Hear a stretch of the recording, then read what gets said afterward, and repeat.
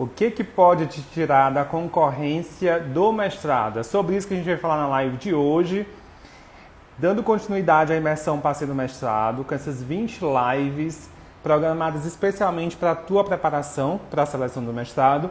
Hoje eu vou tocar nesse assunto que eu acho que é extremamente importante para muita gente, que é concorrência e o que pode fazer com que você saia dessa concorrência, né? Que você seja eliminado do processo seletivo. É muito ruim quando a gente, por exemplo, não passa de uma etapa eliminatória dentro do processo seletivo. Parece que a gente fica assim, se sentindo um pouco inútil, a gente acaba sentindo uma série de sensações e de emoções negativas que fazem, inclusive, com que muitas pessoas acabem não tentando outros processos seletivos.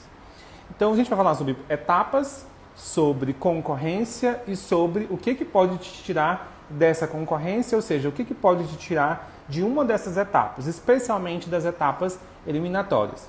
Todo processo seletivo tem as etapas eliminatórias, né, e tem as etapas que são classificatórias, tá?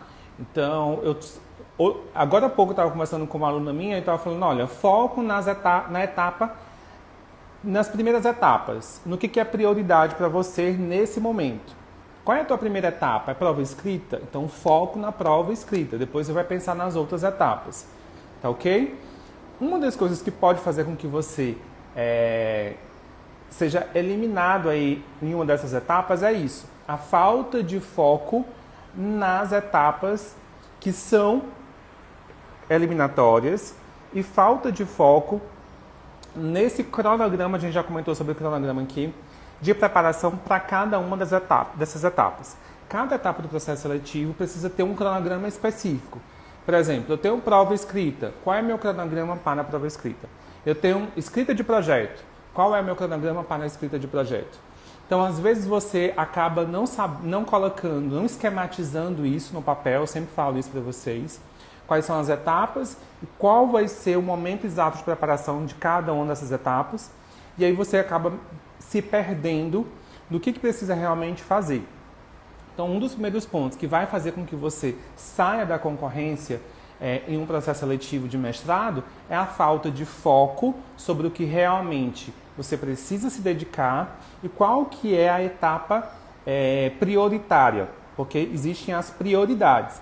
E aí, olhar sempre em primeiro momento as etapas que são eliminatórias como prioridade e dentro dessas etapas eliminatórias, qual é a etapa que eu preciso me esforçar mais, eu preciso concentrar as minhas energias por um tempo maior de preparação.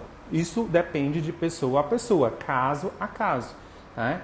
Às vezes, se você tem dificuldade de leitura, tem problemas com leitura, dificuldade com leitura, de repente, e a tua primeira etapa é a prova escrita, de repente você se concentrar nas leituras obrigatórias para a prova escrita vai ser, dentre as etapas eliminatórias, a preparação, a etapa da preparação que você vai demandar mais esforço ou concentrar um tempo maior de leitura para a construção de resumos e todas as técnicas que a gente ainda vai falar aqui na imersão para que você possa chegar bem legal aí para a tua prova escrita. Então, esse é um primeiro ponto aqui da live sobre o que pode tirar dessa concorrência, ok? Vão colocando aí as mensagens de vocês, as perguntas, e eu vou respondendo aqui ao longo da live.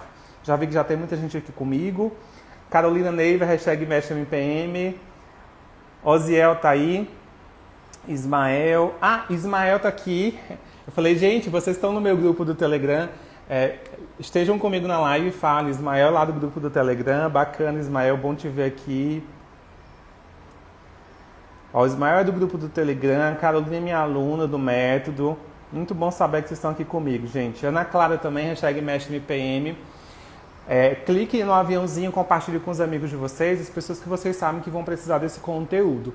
E lembrem sempre que existe o meu canal do YouTube, para quem ainda não está. Uma galera que está aqui comigo que já está no canal do Telegram. E quem não está no Telegram, entre para o Telegram. Beleza? A Rafaela está fazendo parte do grupo VIP no Telegram. Bacana. A Michelle também. Muito bom. Seguinte. Ana, estou no grupo do Telegram, na oficina de vocês. Bacana, Ana. Show de bola. Seguinte, um outro ponto dessa live que eu acho que é extremamente importante a gente comentar, que é sobre concorrência. O que é concorrência? A gente tem esse conceito, às vezes, um pouco negativo em relação à concorrência. A gente já imagina que o concorrente é aquela pessoa que está ali para tomar a minha vaga e é aquela pessoa que eu tenho que temer ou que eu tenho que ser contra, né? É meu inimigo, e não é. Eu sempre falo, quem é seguidor meu mais antigo sabe que eu sempre falo isso. O concorrente, ele é teu colega. Vocês estão naquele momento na mesma condição, que é em busca de uma vaga dentro do processo seletivo de mestrado. Mas ele não é teu inimigo, ele não é o do contra. Você não precisa enxergar aquela pessoa que está junto com você ali, querendo aquela vaga, como uma pessoa inimiga. Eu sempre falo aqui também sobre a questão das redes sociais, que é importante que você faça quando você está se preparando para o processo seletivo.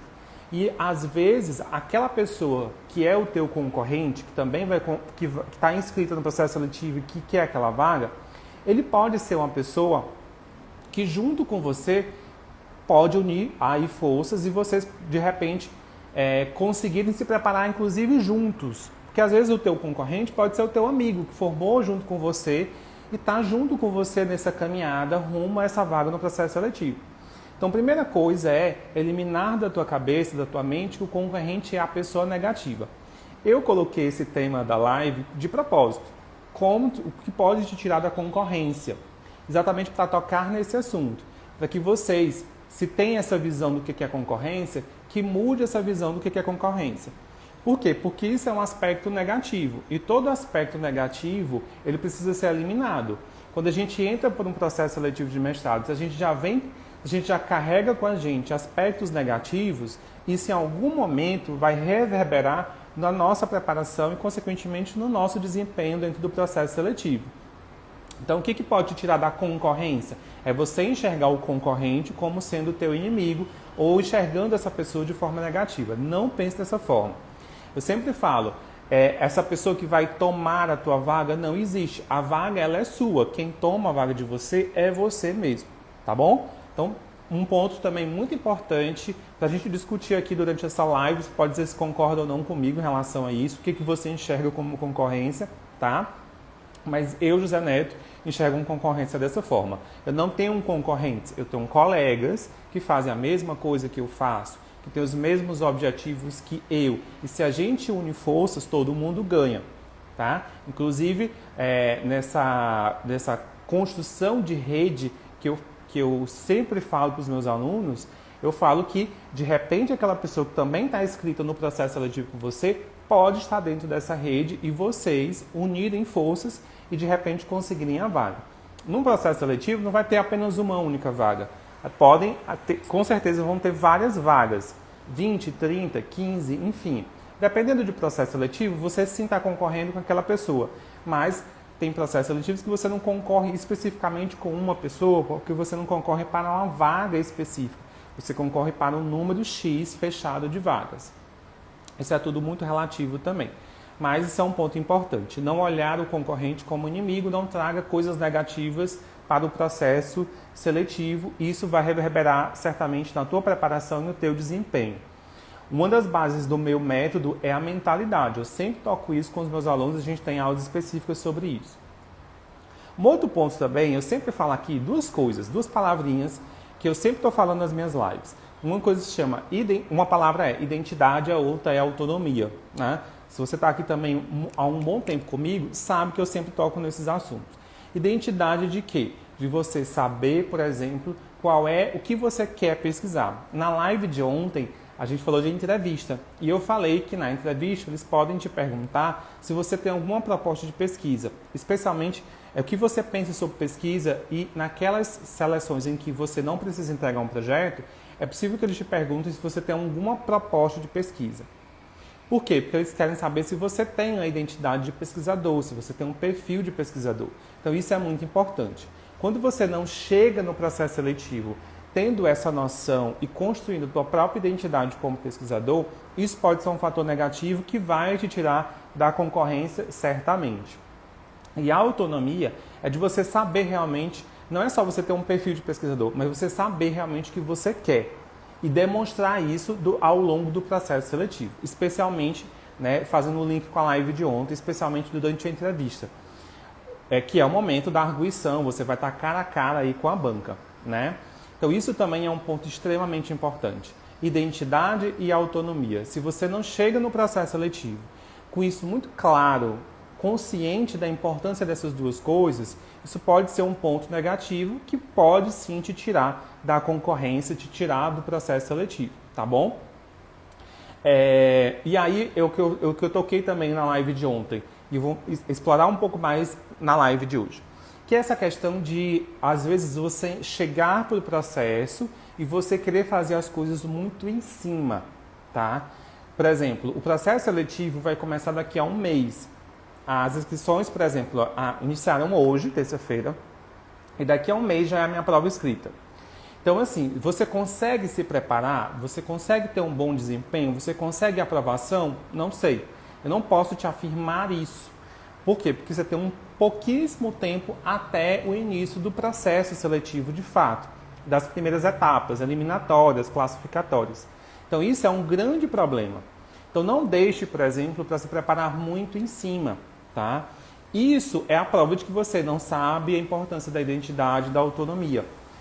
E aí muitas pessoas, além de deixarem para se preparar muito em cima, essas pessoas, elas não têm já em mente uma proposta ou não sabem em que quadrado elas estão. Outro dia que eu falo alguns meses atrás, eu fiz uma live e falei sobre assim, qual é teu nicho, onde você está, qual é o teu quadrado. Você precisa saber qual é o teu quadrado. Né? Eu sou formado em Direito, eu sou da área de Direito, beleza. Mas dentro do Direito, onde você se enquadra? Qual é a área que você se identifica, o que você quer ser especialista? Isso é muito importante, porque isso vai definir, por exemplo, vai fazer com que você defina, por exemplo, qual é o projeto ou qual é a linha de mestrado que você pretende, ou até mesmo qual é o mestrado que você quer concorrer, que você quer fazer aquela seleção. Então, muitas pessoas que deixam para se preparar muito em cima, um mês antes, muito provavelmente essas pessoas nem sabem realmente se é aquele mestrado que elas querem fazer e qual é a temática da proposição de pesquisa que elas precisam entregar no processo seletivo. E aí isso me preocupa muito, porque isso é um fator que tira muita gente da concorrência, tá? Porque para além de você ter uma boa proposta, e isso está relacionado à tua autonomia como pesquisador, à tua identidade também como pesquisador, você precisa não só ter uma temática legal que se enquadre dentro de uma linha de pesquisa do programa.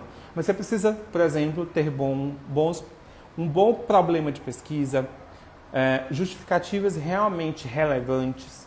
Você precisa ter objetivos bem construídos, você precisa ter metodologia alinhada com tudo isso e, para além disso, uma escrita científica legal, bacana. Então, quando você tem pouquíssimo tempo até o processo seletivo, para você sentar e construir essa proposta de pesquisa, né, no nível de pós-graduação stricto sensu, mestrado/doutorado, fica um pouco mais complicado para você, tá? Então, não deixe para fazer isso. Se você está me assistindo agora e quer fazer mestrado, quando que vai ser a tua seleção? Tem quantos meses até o início do processo seletivo da tua seleção? Se prepare, monte um cronograma para isso. E vá para esse processo seletivo realmente sabendo que você quer fazer aquele mestrado, por que você quer fazer, que você construiu aquele projeto de pesquisa naquela temática, com aqueles objetivos, por conta disso. Isso vai ser extremamente importante para que você realmente tenha esse diferencial e que você consiga ficar realmente na vaga e não ser eliminado em alguma etapa eliminatória do processo seletivo que você está concorrendo. Um outro ponto que também é extremamente importante é a questão de estar dentro do que eu já falei, que eu tenho falado aqui desde o começo da live, que é a questão de plágio. Tem muita gente que comete plágio nas propostas de pesquisa, nos projetos, tá bom? Então não faça isso. Por quê? Porque a banca que vai avaliar o teu projeto de pesquisa, essa banca, entenda que provavelmente é uma banca experiente. E essa banca experiente consegue identificar no teu escrito, no teu projeto, se você fez plágio, se você não fez plágio. E o plágio é uma coisa que é completamente assim abominada, né, na pós-graduação. Você não pode fazer plágio. E muitas pessoas ainda fazem plágio nas suas propostas de pesquisa para pós-graduação, porque vem muitas vezes de um ensino de graduação deficiente em relação à pesquisa e que aceita ainda essa questão do plágio, porque fez um TCC cheio de plágio e acha que pode pegar esse TCC, adaptar e trazer para a pós-graduação. Então esse é um ponto também assim, que é crucial e que parece loucura, mas é muito comum a gente encontrar pessoas que sim são eliminadas do processo seletivo na fase de análise de projeto por conta disso, porque cometeram um plágio nas suas proposições, nas suas propostas de pesquisa. Então não faça isso, tá bom? Quando você comete um plágio, isso mostra a tua fragilidade como pesquisador, né? E tudo que a banca avaliadora não quer é um futuro mestrando que tenha essa fragilidade, né? Que não tenha identidade, autonomia de, por exemplo, construir uma proposta de pesquisa autêntica e original, construída a partir das ideias dessa pessoa, a partir do que essa pessoa considera como importante, a partir do que ela encontrou como justificativa plausível para o projeto de pesquisa dela. Enfim, dentro de todo aquele perfil que eu sempre falo para vocês aqui, que é o que a banca procura em um processo seletivo, tá? Então isso é extremamente importante. Você comete plágio quando? Quando você não tem leitura, tá? Então é muito importante que você tenha uma bagagem de leitura sobre a temática que você escolheu, tá? Então se você está aí e está pensando num projeto de mestrado, quer fazer um processo seletivo, mas você ainda não definiu, por exemplo, o tema e está ainda sambando, imaginando que tema que tenha muito cuidado. Esse é um ponto que precisa ser definido imediatamente, porque ele vai ser o que vai te guiar para todas as outras etapas e para tudo que você precisa fazer para a tua melhor preparação, para o teu melhor desempenho durante o processo seletivo, para que você não saia dessa concorrência, para que você não seja eliminado, tá bom? E aí, leitura, autenticidade, identidade, autonomia, mostrar isso em cada uma das etapas, nunca, jamais, em hipótese alguma, cometer plágio, porque isso certamente vai te tirar do processo seletivo, tá? Aí vem um concorrente que se preparou legal, que construiu uma proposta de pesquisa sem plágio, sem copia e cola, sem esqueminha e conseguiu essa vaga no seu lugar. E aí você pode ser aquela pessoa amargurada que depois vai dizer assim, olha, mas fulano de tal só conseguiu a vaga porque era amigo de fulano, porque estudou na universidade e tudo mais. Às vezes a gente tenta buscar, né, desculpas para as nossas fragilidades, né? Então tenha muito cuidado com isso. Se você não está cometendo nenhuma fragilidade na tua preparação, tá? Deixa eu ver o que vocês estão comentando aqui, antes de eu continuar. A Cris colocou, somente se for publicar, exatamente. Quando a pessoa comete plágio, tá lascado pelo resto da vida, exatamente. Muito complicado. A Cib tá aí. Hugo, identidade e autonomia. Eu sempre falo isso, né, Hugo, aqui. Aninha, Hugo, Fabenice. É preciso canalizar as energias e a atenção para se tornar a sua melhor versão. Exatamente, Fabenice. E isso é total realidade. A gente canalizar as energias e a atenção para se tornar a nossa melhor versão, né? A procrastinação é um fortíssimo concorrente. Quando eu falei para vocês que vocês não enxerguem as pessoas que estão também inscritos no processo seletivo com vocês como concorrentes de forma negativa, e que vocês são os maiores concorrentes de vocês, imbuído disso aí, dentro disso, tá isso que a Cris está comentando aqui na live, que é a questão da procrastinação, né? E o que a Fabinice também comentou, né? A gente ser a nossa melhor versão. Para que a gente possa ser a nossa melhor versão, a gente precisa se conhecer. E muitas pessoas acabam não avançando e dando o seu 100% na sua preparação e, obviamente, tendo um melhor desempenho no processo seletivo por conta da procrastinação. Isso que a Cris está colocando aqui na live, né? Por exemplo, procrastinar, acho que todo mundo tem esse momento, né, de você procrastinar. Mas se a gente sabe, se conhece, quando a gente está procrastinando e por que a gente está procrastinando, e se o nosso objetivo ele é muito claro, a gente acaba deixando essa procrastinação de lado e focando realmente no que é importante. Para quem quer passar na seleção de mestrado, se focar no que precisa ser feito para cada uma das etapas do processo seletivo. Tá? Então isso aí é extremamente importante, o que a Cris comentou, que é a questão da procrastinação. Eu, José Neto, sou um exímio procrastinador. Eu deixo as coisas realmente, eu vou empurrando com a barriga. Só que eu me conheço e eu sei quando que eu vou dar conta das coisas e como eu vou dar conta das coisas. Então, por mais que, por exemplo, eu deixe uma coisa que eu poderia ter feito hoje para fazer amanhã, eu sei que eu estou deixando para fazer amanhã porque amanhã eu tenho tempo de fazer aquilo. Entende? E aquilo que eu estou deixando para amanhã, se for causar algum prejuízo, não vai causar prejuízo para outra pessoa, vai causar prejuízo para mim. Mas eu sei o porquê que eu estou procrastinando e quando que eu vou fazer aquela atividade, quando eu consigo dar conta de fazer aquela atividade. Então, assim, eu já fui bem mais procrastinador de realmente empurrar as coisas com a barriga, deixar para amanhã, para depois de amanhã e assim sucessivamente e não conseguir dar conta, tá? Então, existem momentos em que a gente empurra as coisas com a barriga, mas a gente precisa saber que, por mais que eu empurrei com a barriga aqui, a leitura de um artigo que eu tinha que ler, um capítulo do meu, ou então uma seção do meu projeto que eu precisava escrever, tá, eu deixei de fazer hoje isso aqui, porque preguiça, porque eu realmente não quis, não estou com paciência para olhar para aquele projeto, para aquele documento hoje na minha frente, escrever alguma coisa. Qual é o motivo disso? Eu não quero, então não vou fazer, beleza. Mas amanhã eu vou ter tempo para fazer isso. E eu vou dar conta de fazer isso amanhã. Ou eu vou dar conta de fazer isso dentro do cronograma que eu estipulei, né? Então, realmente você só empurrar com a barriga, sem ter a responsabilidade de dar conta das coisas, isso é um problema, tá? Para você. A nossa maior concorrência somos nós mesmos, né? Que se colocou. A Andrea tá aí, Alex tá aí. Simone do canal tá lá comigo. Olha o Humberto tá aí ainda, o Humberto foi meu aluno. A Sônia do canal. Bacana. Obrigado, gente, por estarem aqui.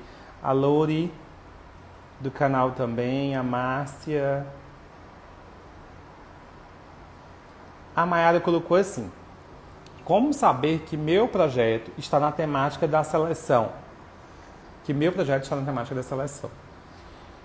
Mayara, é o seguinte, dentro do edital, certamente, vai estar as linhas de pesquisa do programa. E aí eu sempre falo que o edital ele é quem manda tudo dentro do processo seletivo. Só que existem informações que estão para além do edital. No edital vai estar lá dizendo linha X, linha Y, mas é provável que no edital não esteja descrito os objetivos daquela linha. Então, você, depois que leu o edital, identificou as linhas de pesquisa, você vai fazer o que eu sempre falo para os meus alunos. Entrar dentro do programa, do site do programa, para investigar como que é aquela linha aquelas linhas daquele programa, quais são os objetivos daquelas linhas daquele programa e dentro de cada linha, especialmente, qual é a área de interesse ou as áreas de interesse de cada professor que compõe aquela linha, tá?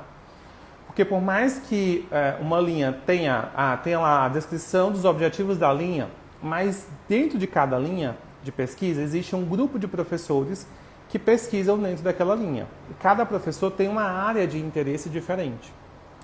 Tá? Então, como que eu vou saber se o meu projeto, né, a pergunta é se o meu projeto está da temática da seleção. Se o meu projeto está de acordo, vai ao encontro de alguma área de interesse de algum professor dentro de alguma linha, isso quer dizer que o meu projeto, sim, ele está ali, está na temática do programa. Agora, tem um outro porém, que é você analisar como que é a distribuição de vagas do processo seletivo. Essa seleção, as vagas, você concorre para um determinado professor ou você concorre para o número fechado daquele programa. Por exemplo, você concorre para 20 vagas daquele programa. Como que é? Ou você concorre para 2 vagas do professor X. Que a depender também de como que é a distribuição dessas vagas, a concorrência dentro do processo, aí você precisa olhar mais especificamente para um determinado professor ou para uma determinada linha, porque isso muda de seleção para seleção. Mas de uma forma bem mais geral, se a tua proposta de pesquisa ou aquilo que você quer pesquisar vai ao encontro de algo que é pesquisado por algum professor dentro do programa, certamente a tua proposta de pesquisa se alinha com esse mestrado. Agora, uma outra fase, um outro momento, é verificar como que é a distribuição de vagas, porque isso vai direcionar realmente a tua proposição para um professor ou para outro professor, tá?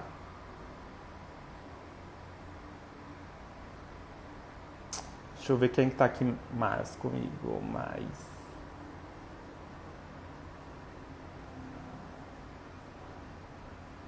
Francisca está aí.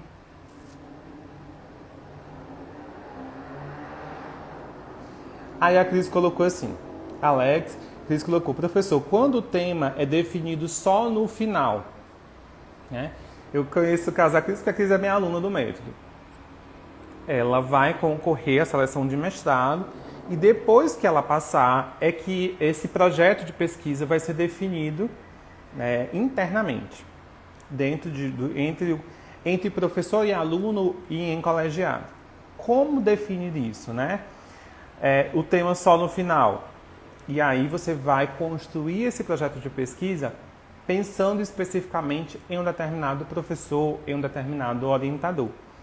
Eu entrei, já sou aprovado, já faço parte do mestrado, sou mestrando, e agora eu preciso construir um projeto de pesquisa.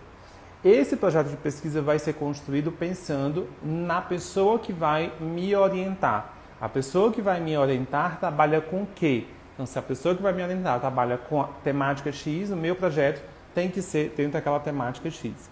Porque senão aquele orientador, ele não vai aceitar te orientar, tá? Só que aí existem resoluções internas de cada programa de mestrado, tá bom? Como, por exemplo, a quantidade de vagas que aquele professor tem de orientação naquele período. É uma outra coisa que você precisa ver também, tá? A quantidade de vagas. Às vezes eu construí e tenho uma proposta em mente voltada para determinado professor, mas aquele professor não vai ter vagas naquele período, naquele ano. Ou aquele professor só vai ter uma única vaga e, para além de mim, existem mais 2 colegas aprovados que também querem a orientação daquele professor. E agora? Quem que vai ficar com a orientação daquele professor? Quem construiu a melhor proposta de pesquisa? Entende? Boa noite, Francisca. A Alejandra está aí. Ana Cláudia. A Simone. Me direciona. Eu leio, me organizo, mas na hora da prova escrita o texto não sai. A minha cabeça fica lembrando das anotações que fiz. Infelizmente não consigo escrever um bom texto na prova escrita, né? Simone, eu sempre falo assim, ó, a prova escrita é treino. Então,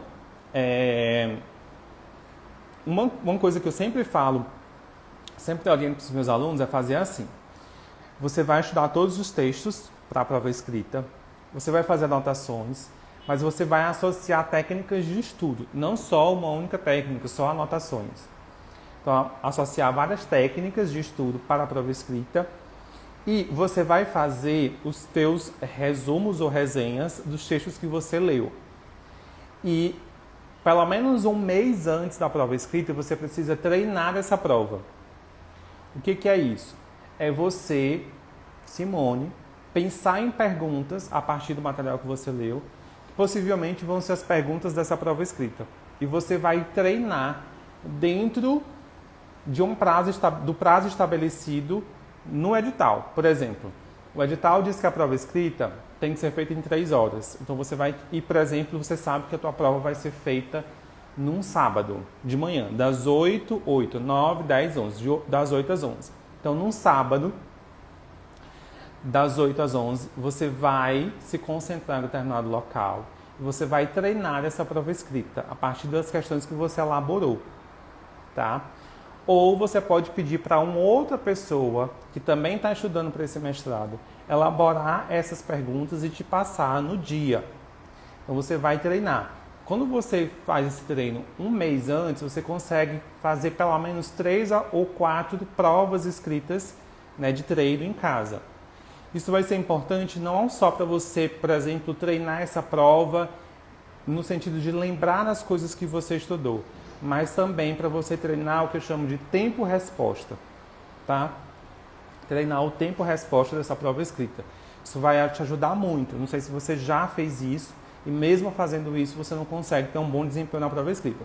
Mas se você fizer isso, com certeza vai fazer uma diferença muito grande, tá? Ana Marcos, estou na última etapa, que é a entrevista, que é classificatória e eliminatória. Tem dicas para a entrevista? Marcos, fiz uma live ontem sobre entrevista, ela está compartilhada aqui no meu IGTV, tá bom? Se não fosse às 18h31, eu conseguiria te dar, né, um roteiro aqui sobre entrevista. Mas ontem eu falei sobre entrevista, eu falei muita coisa sobre entrevista. Quando acabar essa live, tu vai no meu IGTV e assiste a live de ontem, que era sobre entrevista. Beleza? Vadimé com... Boa noite, estou no canal Vivo do Telegram. Fabiana, seja bem-vinda. Isso, fiz a entrevista. Eu produzo melhor com pressão, com prazos bem próximos. Então tem gente para tudo, né? Eu também produzo muito melhor, eu acho, sob pressão, mas eu tenho ultimamente me programado para fazer as coisas sem isso. Porque por mais que eu produza melhor sob pressão, mas junto com essa pressão vem outras coisas. A ansiedade, a insônia, e isso não é legal. Então, acho que todo mundo que produz melhor sob pressão sofre disso, um pouco de ansiedade, de insônia. Então, por mais que eu, José Neto, saiba que, mas isso pode ser uma construção minha, né? Pode não ser 100% verdade, que eu produza melhor sob pressão, mas eu também tenho consciência que nessa pressão de dar conta das coisas, eu sofro de ansiedade, de insônia, e isso não é legal. Então, mais ultimamente, eu tenho me treinado para não só fazer as coisas sob pressão, mas dentro de um prazo, né, que realmente eu consiga dar conta das coisas sem sofrer com ansiedade, dormir, tendo um sono de qualidade, tá bom? Então, às vezes, Cris, isso também é mais uma crença sua de achar que só produz melhor sob pressão.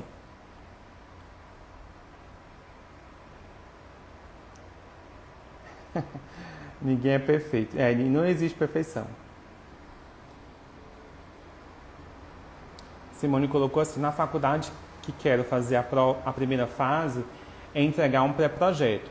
A segunda é a prova escrita, baseada em vários autores. Eu leio, anoto, me organizo, mas meu texto não fica legal e não passo. E é sempre bom também, Simone, você dar o teu texto para uma outra pessoa fazer a leitura, né? Às vezes você não está conseguindo deixar claro a ligação entre os autores. Dos requisitos para uma boa prova escrita é você saber fazer o link entre as referências que são sugeridas em edital.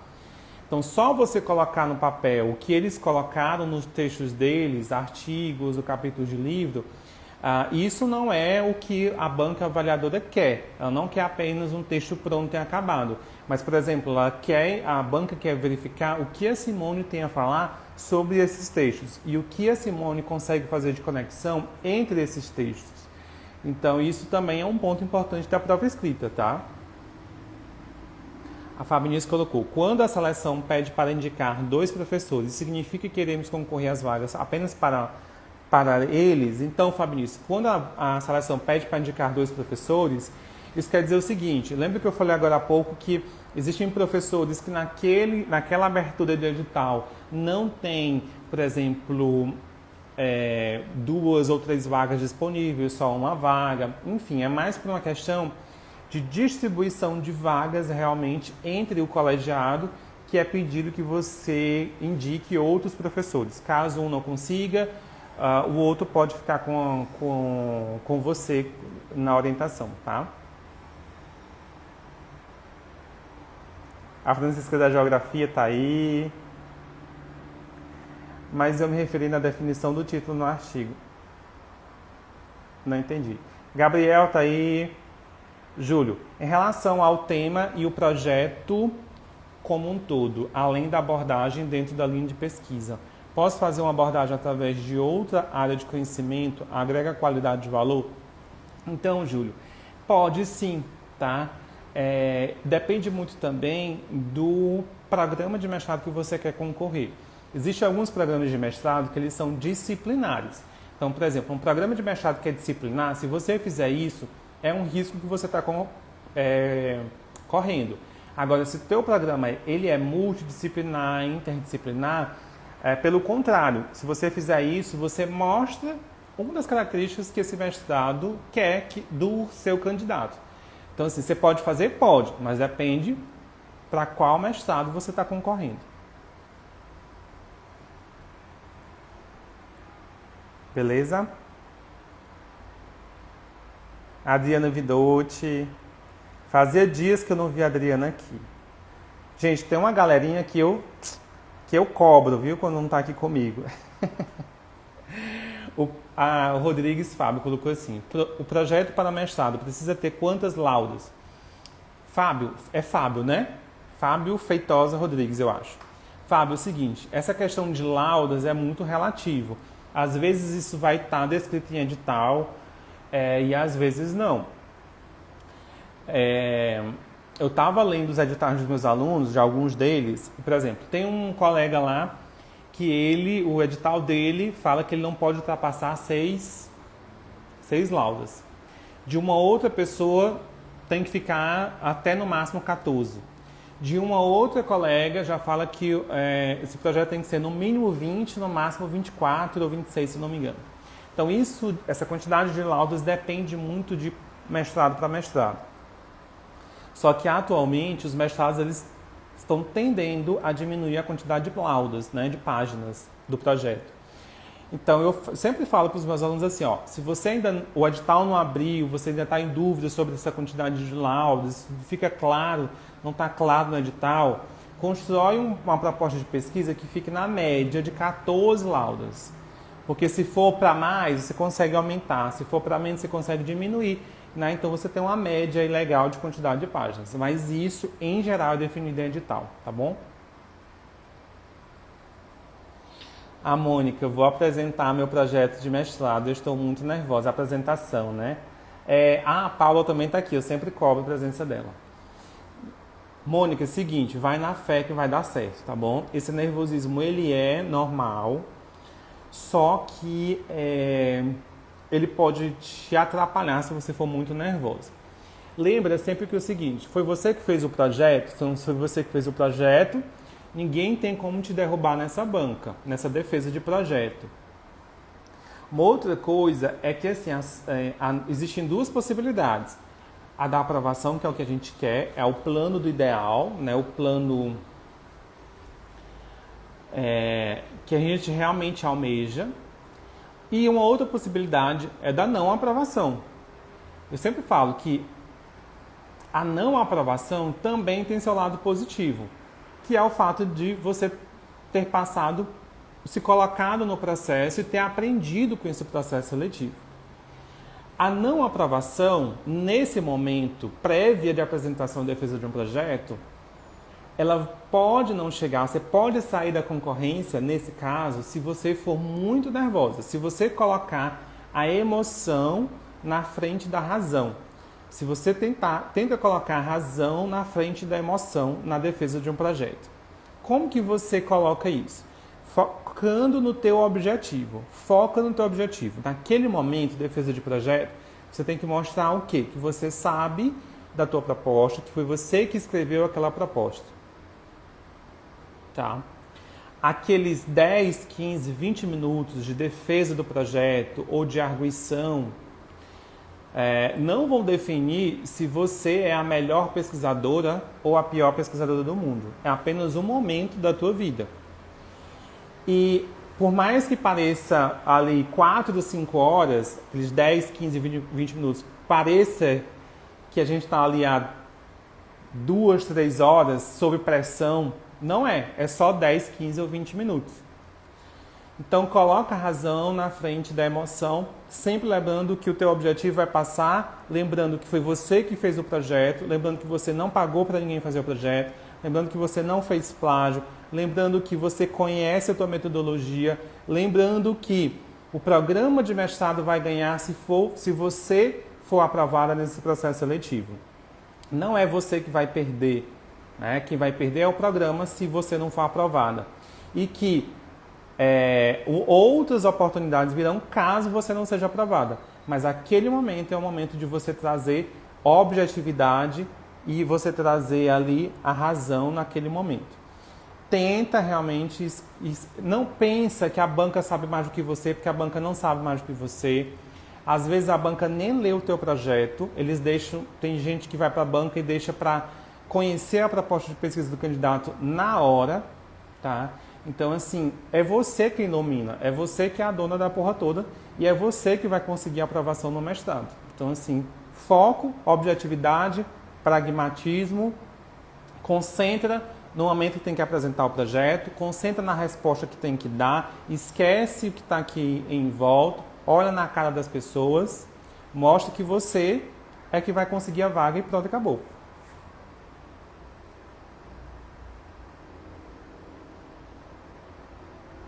E a Cris é minha assessora.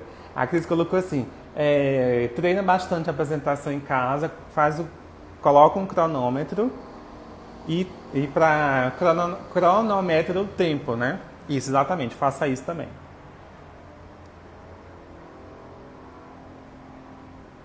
Ó, a Mônica disse que sentiu até um alívio. Isso é importante, gente. Isso é extremamente importante, conversar, colocar para fora. Eu tô com medo, tô com medo. Você assumir as suas fragilidades, isso é extremamente importante. Eu tô com medo, eu tô com medo. Não, eu não tô com medo. Acabou, passou. Mas coloca para fora, conversa. Então hoje, ao invés de você ficar só pensando que vai ficar nervosa, que tá com medo, conversa, liga para as amigas, fala com as amigas, conversa com as pessoas. Tô com medo, tô com medo. Sai gritando, eu tô com medo, eu tô com medo. E ouve o que as pessoas que gostam de você têm a te dizer. As pessoas que gostam de você, estão com você, que vão te apoiar, só vão dizer coisas positivas para você. E só você vai se enchendo como se fosse um balão, só de energia positiva e de confiança. Porque amanhã, se for amanhã a tua apresentação, você chegar lá 100%, tá?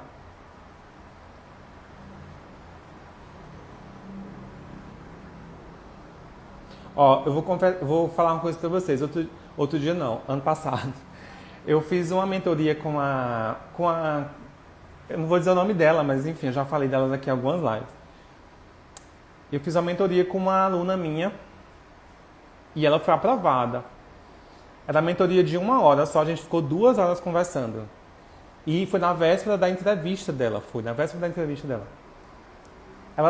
A única coisa que ela tinha, medo. Eu fiquei 2 horas só conversando com ela. Acabou a mentoria, as 2 horas de conversa, era outra pessoa. Porque às vezes a gente só precisa disso. Que uma outra pessoa escute o que a gente tem para falar. E a gente só precisa ouvir alguma coisa positiva do outro.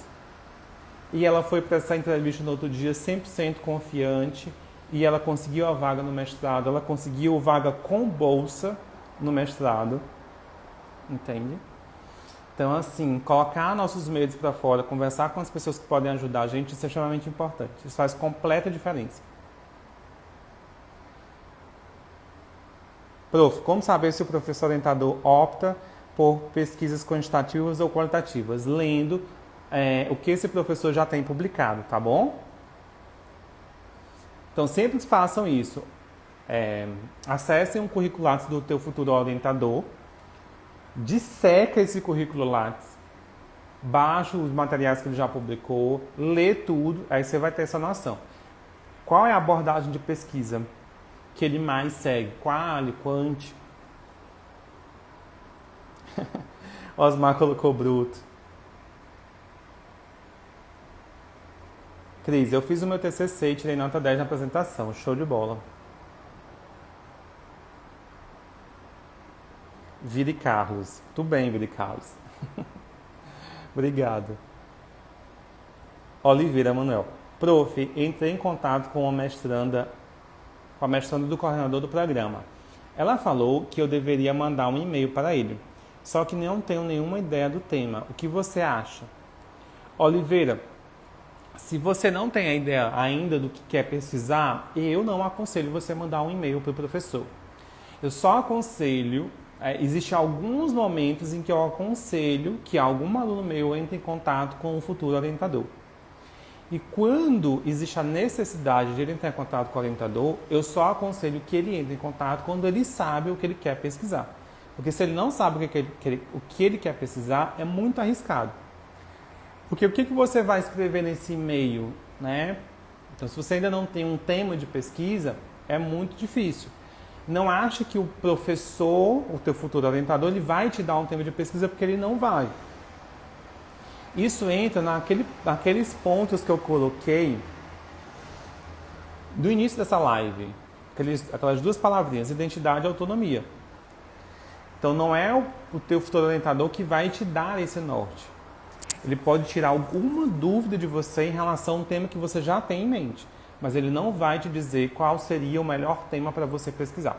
Então, antes de você mandar o e-mail, primeiro tenha isso claro, qual o tema que você deseja, e aí sim, se você tiver alguma dúvida, aí é possível que você consiga entrar em contato com esse professor, pode ser prudente entrar em contato com esse professor ou não. Mas assim, de cara, eu não te aconselho a mandar e-mail para ele não, tá? Fernando, por nada, Fernando. Beleza, gente? 18h47, falamos hoje sobre pontos assim, cruciais que vão determinar se você continua ou não no processo seletivo, se você vai ser eliminado logo na primeira etapa, se você consegue passar para as próximas etapas, eliminatórias, classificatórias. Mas esses pontos aqui que eu passei para vocês são extremamente importantes. Lembrando sempre o seguinte, que existe lá o canal do Telegram, o meu canal do Telegram, e que existe também o meu canal no YouTube, que são mais informações, conteúdos, materiais para vocês que estão aí querendo a aprovação na seleção de mestrado de vocês, tá bom? A gente não fica só aqui no Instagram, eu estou em outras redes e outros canais, me acompanha lá para que vocês possam também ter acesso a outras coisas, que não tem como dar conta de tudo numa live, né? Então a gente consegue, vocês conseguem ter outros direcionamentos nesses outros canais e nessas outras redes sociais em que eu estou também, beleza? Estejam sempre lá comigo, compartilhem, comentem, deixem as perguntas de vocês, ok? Amanhã às 18 a gente se encontra novamente para mais uma live aqui da imersão. Sempre às 18 horas, de segunda a sexta-feira. A Cone CSM colocou assim: Prof, você está de parabéns por fazer lives sobre mestrado, pois é muito difícil alguém conversar sobre isso. Gratidão. Gratidão vocês, tá, gente? Estão sempre aqui comigo, estão acompanhando o meu trabalho, que me dão esse feedback, isso é muito importante, tá? Obrigado, Lorena, Márcia, Hugo, Fábio, Carolina. Obrigado. Francisca, Fernando, Antônio. Obrigadão, gente. Conto com vocês amanhã às 18, tá bom? Mais uma live da imersão. Lembrando que a gente está na terceira semana, Na próxima semana é a nossa última semana da imersão Parceiro do Mestrado, mas tem ainda muito conteúdo para a gente conversar aqui até o final da quarta semana da imersão Parceiro do Mestrado, beleza? Tchau, tchau, boa noite, fiquem com Deus.